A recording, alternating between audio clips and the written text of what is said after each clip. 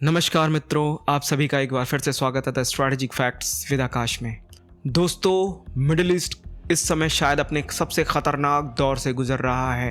America और Israel के हमलों में ईरान के supreme leader Ayatollah Ali Khamenei की मौत के बाद हालात संभलने की बजाय और ज़्यादा बिगड़ते चले जा रहे हैं। मिसाइलें चल रही हैं, ड्रोन से हमले हो रहे हैं, गल्फ देशों में अमरीकी सैन्य ठिकानों पर हमले हो रहे हैं दिन प्रतिदिन, और ये केवल युद्ध जमीन और हवा तक सीमित नहीं रह गया है बल्कि हिंद महासागर तक फैल चुका है। एक तरफ डोनाल्ड ट्रंप और बेंजामिन नेतन्याहू की रणनीति है तो दूसरी तरफ ईरान का जवाब जो दुनिया को चौंका रहा है। मित्रों, क्या अमेरिका का यह फैसला एक रणनीतिक गलती साबित हो रहा है या यह युद्ध अमेरिका की छवि को कमजोर कर रहा है और भारत को इस पूरे संकट में क्या करना चाहिए, ये प्रश्न खड़ा हो रहा है। आज की रिपोर्ट में हम इन सभी सवालों पर गहराई से विश्लेषण करेंगे। तो मित्रों, बात करते हैं युद्ध शुरू कैसे हुआ और क्या स्थिति बन रही है, क्यों, क्या, कैसे हो रहा है। मिडिल ईस्ट में युद्ध तब शुरू हुआ जब अमेरिका और इजराइल ने मिलकर ईरान के सैन्य परमाणु ठिकानों पर हमले किए। इन हमलों में ईरान के शीर्ष सैन्य अधिकारी मारे गए और सबसे बड़ी खबर आई supreme leader Ayatollah Ali Khamenei की मौत की, जिसने सारे विश्व में सनसनी मचा दी। अमेरिका का दावा था कि ईरान परमाणु हथियार बना रहा था, ईरान क्षेत्र में प्रॉक्सी समूहों के जरिए हमला कर रहा था। यह हमला एक प्री अटेम्प्टिव स्ट्राइक था, लेकिन यहाँ एक महत्वपूर्ण तथ्य है। अब तक अंतर्राष्ट्रीय स्तर पर कोई ठोस प्रमाण सामने नहीं आया है कि ईरान ने वास्तव में परमाणु बम बना लिया है। यही वजह है कि दुनिया के कई देश इस हमले को लेकर सवाल उठा रहे हैं। अमेरिका के पास दुनिया के सबसे आधुनिक हथियार हैं, इसमें कोई दो राय नहीं है। इसमें शामिल है stealth fighter, high tech missile defence system, super carrier, परमाणु पनडुब्बियां और भी बहुत कुछ जो दुनिया जिससे अनजान है। लेकिन सच में ईरान एक अलग रणनीति पे काम कर रहा है। ईरान क्वांटिटी की रणनीति पे काम कर रहा है, यानी हजारों सस्ते ड्रोन, वो भी बड़ी संख्या में सस्ती मिसाइलें और लगातार हमले। कहां पर? अमरीकी बेसिस पे जो गल्फ कंट्रीज में बने हुए हैं। स्थिति यह हो गई है कि अमेरिका को ईरान के एक सस्ते ड्रोन को गिराने के लिए करोड़ों रुपए की इंटरसेप्टर मिसाइल का इस्तेमाल करना पड़ रहा है, यानी कि अमेरिका को $1000 के ड्रोन को गिराने के लिए कई मिलियंस की मिसाइलों का उपयोग करना पड़ रहा है। और उसके बीच अगर वो ड्रोन इंटरसेप्ट नहीं हुआ तो भारी भरकम तबाही मचाता है। यह रणनीति अमेरिका की सैन्य लागत को तेजी से बढ़ा रही है। इसी कारण से मिडिल ईस्ट में युद्ध फैला हुआ है। ईरान के जवाबी हमलों में पूरे मिडिल ईस्ट को हिला दिया है। ईरान ने हमले किए हैं इजराइल पर, कतर पर, सऊदी अरेबिया पर, इराक पर, यूएई पर, जिसकी वजह से गल्फ देशों में स्थिति बहुत ही खतरनाक हो गई है। खास तौर से अमरीकी सैन्य ठिकानों पर निशाना बनाया गया है। दुबई में किए गए हमलों की वजह से वहां से आवाजाही रुक गई है। मित्रों, तेल अवीव में सायरन बज रहे हैं, यरूशलेम में विस्फोटों की आवाजें सुनाई दे रही हैं और कई क्षेत्रों में मिसाइलें अलर्ट जारी किया गया है। यानी पहली बार इजराइल भी पूरी तरह सुरक्षित नहीं दिख रहा है। अब अमेरिका की मुश्किलों की बात करते हैं। ये युद्ध अमेरिका के लिए भी आसान नहीं रहा है। मित्रों, अमेरिका भी अपने नागरिकों को गल्फ कंट्रीज से निकालने की बात कर रहा है, अपने राजदूतों को हटाने की कोशिश कर रहा है, क्योंकि पता नहीं इजराइल का कौन सा ड्रोन कहाँ पे आके गिर जाए। और जो स्टॉक्स है अमेरिका के पास में, अपनी मिसाइलों का स्टॉक्स है, एक सीमित स्टॉक है। उसने हर कंट्री में एक सीमित स्टॉक बना रखा है जिससे वो इंटरसेप्ट करता है इंटरसेप्टर मिसाइलों से, जो गल्फ कंट्रीज खास तौर से सऊदी अरेबिया, यूएई को एक कॉन्फिडेंस देती है अमरीकी शक्ति पर। परिस्थिति बदल गई है मित्रों। अब लोगों को अमेरिका पे भरोसा कम रह गया है। और दूसरी साइड में ईरान है जिसने सस्ते ड्रोनों को बना रखा है, सस्ती मिसाइलों को बना रखा है। अगर वो इंटरसेप्ट नहीं हुई, अगर ईरानी मिसाइलें इंटरसेप्ट नहीं हुई तो वो अपना भरपूर नुकसान करने में सक्षम है।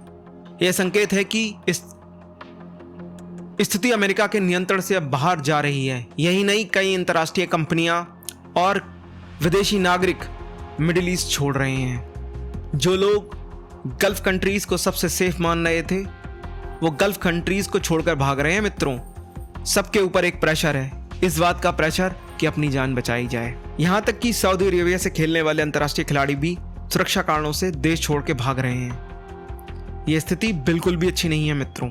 ये अमेरिका की साख पर एक बट्टे के तौर पे काम कर रहा है।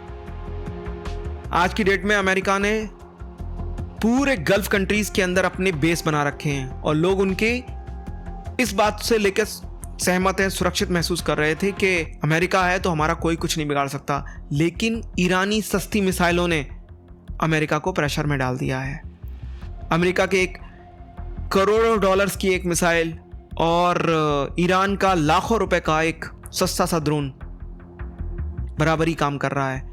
अगर ड्रोन को इंटरसेप्ट नहीं कर पाई मिसाइलें तो ड्रोन अपना काम कर रहा है मित्रों। ये युद्ध अब हिंद महासागर में भी बढ़ रहा है मित्रों। इस संघर्ष में सबसे बड़ा मोड़ तब आया जब अमेरिकी पनडुब्बी ने ईरान के युद्धपोत को डुबो दिया। यह हमला श्रीलंका के पास हिंद महासागर में हुआ। इस हमले में लगभग 80 से ज्यादा लोगों की मौतें हो गईं। यह घटना कई वजहों से महत्वपूर्ण है। पहला, यह द्वितीय विश्व युद्ध के बाद पहली बार है जब किसी अमेरिकी पनडुब्बी ने एक सतही हुई युद्धपोत को डुबोया है। यह बहुत बड़ा मसला बनना है। दूसरा, यह हमला उस जहाज पर हुआ जो अभी कुछ समय पहले भारत के विशाखापट्टनम में आयोजित मिलान नौसैनिक अभ्यास में शामिल हुआ था मित्रों।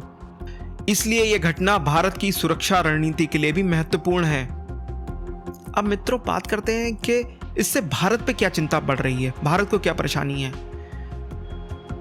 भारत हिंद महासागर का सबसे बड़ा नौसैनिक शक्ति माना जाता है, लेकिन अब सवाल उठ रहा है कि अमेरिका ने भारत के समुद्री क्षेत्र के पास एक तरफा सैन्य कार्रवाई करके उसे एक नया मिसाइल कायम कर दिया है मित्रों।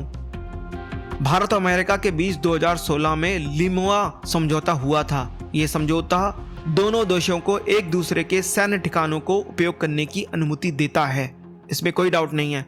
इसलिए भारत को बेहद सावधानी से कदम उठाना होगा ताकि वह इस युद्ध में अनजाने में ही पक्षकार ना बन जाए। यह स्थिति भारत के लिए और ज़्यादा खराब हो गई है। समझौता करने की वजह से शायद गल्फ कंट्रीज की निगाह में जाएगा, ईरान की निगाह में जाएगा कि भारत डायरेक्टली या इनडायरेक्टली अमेरिका को सपोर्ट कर रहा है।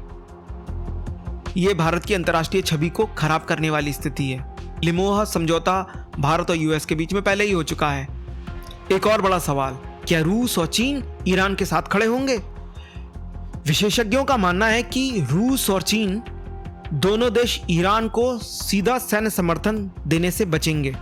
वे कूटनीतिक समर्थन, आर्थिक सहयोग, हथियारों से सहयोग दे सकते हैं, इसमें कोई शक नहीं है। लेकिन वे सीधे अमेरिका से युद्ध करना नहीं चाहते। क्या यह विश्व युद्ध का खतरा है? रक्षा विशेषज्ञों का मानना है कि अभी विश्व युद्ध की संभावना बहुत कम है, लेकिन यह संघर्ष लंबे समय तक चलने वाला है। विश्व युद्ध तक पहुंचना शायद नामुमकिन है और यह सिलसिला महीनों तक चल सकता है, जैसे कि यूक्रेन और रशिया वार चल रहा है। अब मित्रों बात करते हैं, क्या इस युद्ध से अमेरिका की छवि कमजोर हो रही है? यह एक बहुत बड़ा सवाल है। क्या यह युद्ध अमेरिका की वैश्विक छवि को नुकसान पहुंचा रहा है? क्योंकि अमेरिका के सैन्य ठिकाने हमलों के निशान पर हैं। इजराइल भी पूरी तरह सुरक्षित नहीं दिख रहा है और युद्ध का फैलाव दिन प्रतिदिन बढ़ता ही चला जा रहा है, जो एक अच्छी स्थिति नहीं है मित्रों।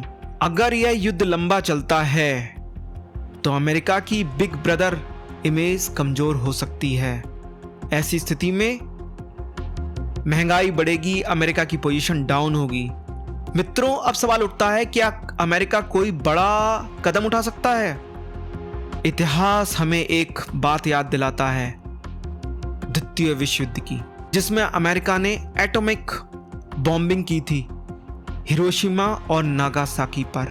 क्या इस तरीके का बड़ा कदम अमेरिका द्वारा उठाया जा सकता है ईरान पे?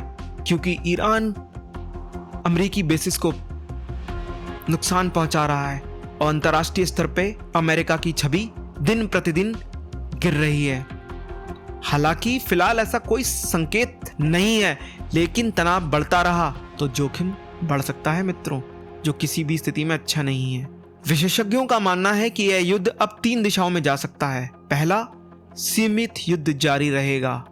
दूसरा, क्षेत्रीय युद्ध बन सकता है और तीसरा, राजनयिक दबाव से धीरे धीरे धीरे धीरे शांत हो जाएगा।